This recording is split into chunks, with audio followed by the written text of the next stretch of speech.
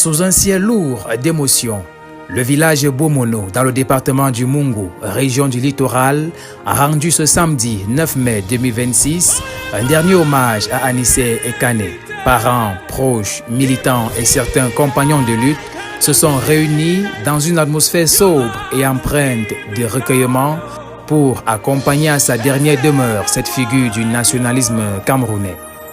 Décédé le 1er décembre 2025 au secrétariat d'État à la Défense à Yaoundé, après 38 jours de détention, l'ancien président du Manidem laisse derrière lui l'image d'un homme de conviction engagé jusqu'au bout dans le combat politique. Quelque temps avant son inhumation, les témoignages se sont succédés saluant un homme décrit comme inflexible sur ses idéaux et profondément attaché à la souveraineté du Cameroun. Rappelez-vous que mon père, quand il était emprisonné, on est venu le voir, on lui a dit « Si tu arrêtes tes histoires-là, on te libère ». Et que mon père, comme tout homme, a dû contempler pendant quelques secondes, quelques minutes, la possibilité de rentrer chez lui, dans son confort, près de sa famille, et mettre tout ça derrière lui. Et il a quand même fait le choix de ne pas plier le genou, parce qu'il s'est dit que le Cameroun en vaut la peine.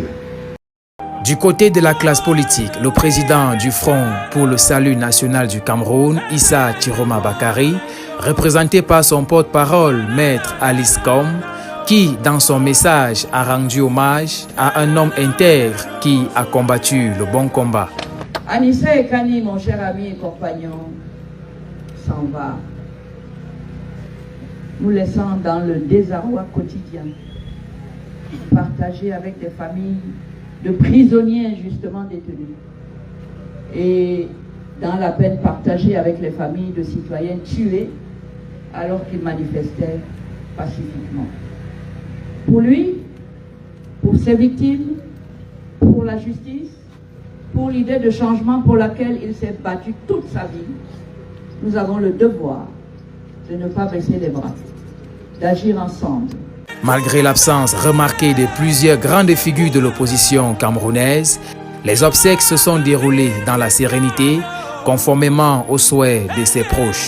Entre silence, prière et émotion, Bomono a vu revenir l'un de ses fils les plus engagés dont le parcours politique continuera d'alimenter le débat sur les libertés et la démocratie au Cameroun.